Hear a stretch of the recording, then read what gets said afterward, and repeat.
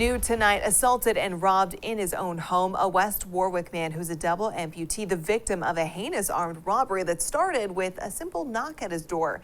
Tonight, we are learning more about what happened during that robbery and the history between the suspect and the victim. ABC 6 News reporter Dominique Turner joins us live in the studio to fill us in on the details. Dominique. Tiffany, I spoke off camera with that victim who's still very shaken up. Investigators tell me the victim immediately recognized the suspect as someone who he had loaned money to just days before he was robbed. A nightmare for one resident at Westcott Terrace, an assisted living center in West Warwick. Police say a 65-year-old man and double amputee was home alone Friday night when he heard a knock at his door. When he opened the door, he immediately recognized the man on the other side.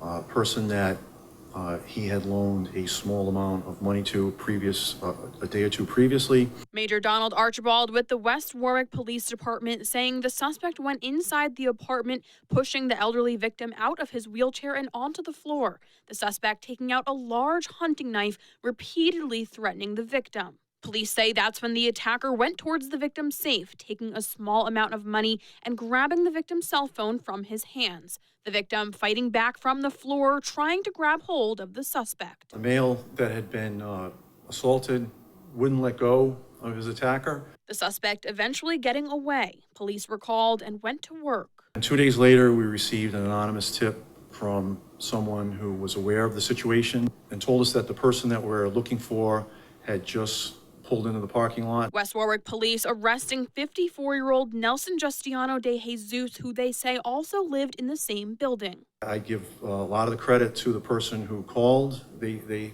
played an integral role in getting a very dangerous person off the streets. But for 2 days, many residents at Westcott Terrace living in fear, knowing a violent suspect was on the loose. We all have grandparents, we all have parents that are aging, and no one wants to live in fear, especially in their own home. And it was a tough couple of days for them to live knowing that this person was still out and about.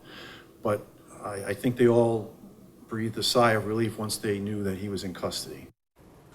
That victim suffered minor injuries. The suspect now charged with first-degree robbery and assault on a person mentally or physically impaired. He's being held without bail at the ACI. For now, live in the newsroom, I'm Dominique Turner, ABC 6 News. Thanks, Dominique. Now